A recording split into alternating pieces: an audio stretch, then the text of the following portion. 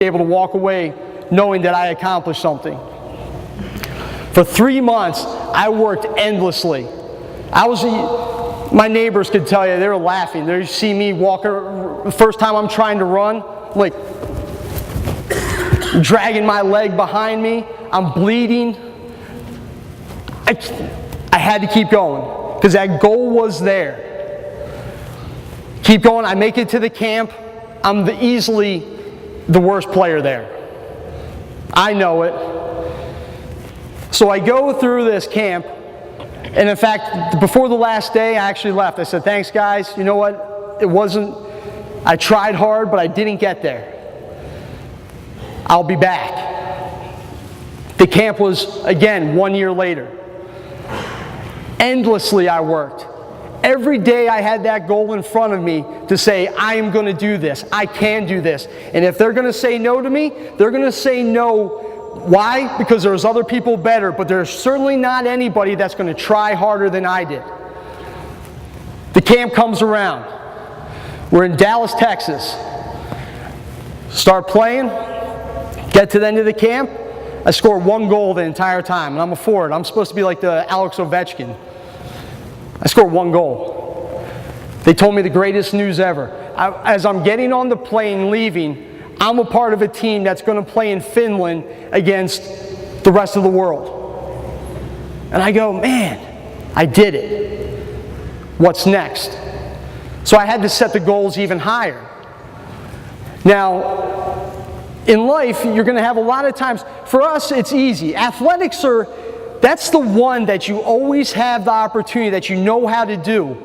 But how do you apply that elsewhere?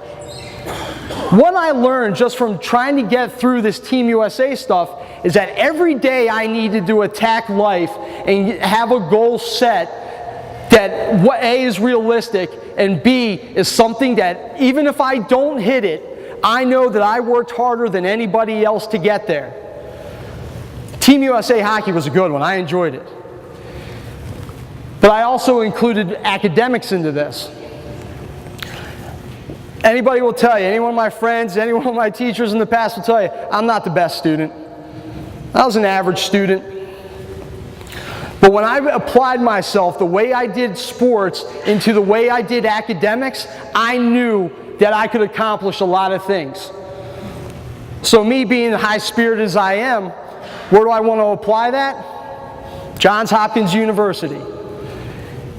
I walked in there with a subpar GPA, but a whole heck of a lot of heart, and had an interview with the person that led the program. She goes, you know what, Brian? I like you. I'm going to give you a shot. That's all I needed. So for the next 2 years of my life, that goal was there, that I was going to graduate from this place. 1, because if my family ever had an argument, I win. I graduated from Johns Hopkins. 2, they got a pretty good alumni base. I'll take that anytime. But 3, I know that I accomplished something that a year before I thought was impossible. And for me, Johns Hopkins was impossible. I looked at that school and I go, well, there's smart people going there. Whew. I hope I meet a few of them one time. Just like I did with hockey, I put my nose to the grindstone, and to this day, I'm not the smartest human being.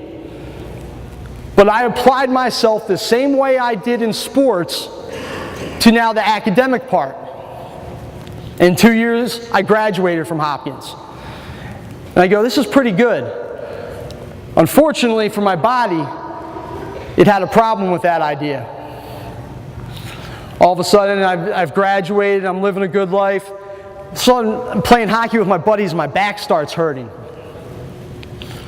I go, man, this pain just won't go away. And it got worse, and it got worse, and it got worse. And finally, I moved to Florida. I'm living by the beach in Florida. Guys, college football fans, anybody? Where the Florida-Georgia football game was, I lived 3 miles from there. Right by the beaches in Florida. This is sweet. I made it 1 year. My body had shut down on me. Those blood clots hadn't stopped. And in fact, my organs in here were failing. I remember I moved back up here, and I go right back to Hopkins. Pretty smart people in that hospital out here. So I get in there, and the doctor goes, "Brian, we got an issue. We got to take 2 of your organs out immediately." He goes, "Well, we're going to do it laparoscopically, so don't worry about it." You guys know what laparoscopic is? They make little incisions. Yeah, I woke up with 60 staples in my chest. 60 of them. Straight down from my sternum to below my belt line. Staples. And during that time, when I started to get sick again, I stopped setting those goals. And it destroyed me. When I stopped setting those goals, I was losing hope. I was losing the ability to why I got up in the day. Meeting those goals and the way I attacked life was through to meet those goals. And so there I'm in a hospital bed. I set another goal. I'm going to play hockey. And I'm going to play with my buddies. Why? Because that's where I feel at home again. My doctors hate me for this. My doctor probably won't even hear me speak anymore because he hates when I talk about this. 2 weeks after that, I had 60 staples in my stomach. I played a hockey game. My doctor hates me. So, you figure I'm on the process to recovery? Oh, it only gets worse. There's 3 surgeries required to build this organ back. Number 2, they actually have to build the organ in me. So there it is. It takes a couple extra hours. Well, let me get back to the organ. Actually, when he took it out, it disintegrated in his hands. That's how bad it was. So when they rebuilt this organ, they have it right here, and I'm supposed to keep it protected. You know what my goal was? Had to play hockey. You guys know how this goes. How many of you guys have been hurt in a game and say, I can go back? That's the way I felt. That's the whole time I felt. Nothing was going to stop me from playing the sport that I love. I get out there. I actually have to go to the hospital right after the surgery. A complication set in. Something was strangling the organ. I couldn't breathe. I went to the gym to work out, lifted 1 rep. Couldn't breathe. I was trying to get I live in a townhouse, trying to get my laundry up the stairs. I almost passed out. My body the organ was strangling itself. I'm going, God, does this get much worse? Yeah, then I made it to the hospital. Holy smokes. Doctor goes, I got a plan for this. We're going to stab you in the back. Stab me in the back with what?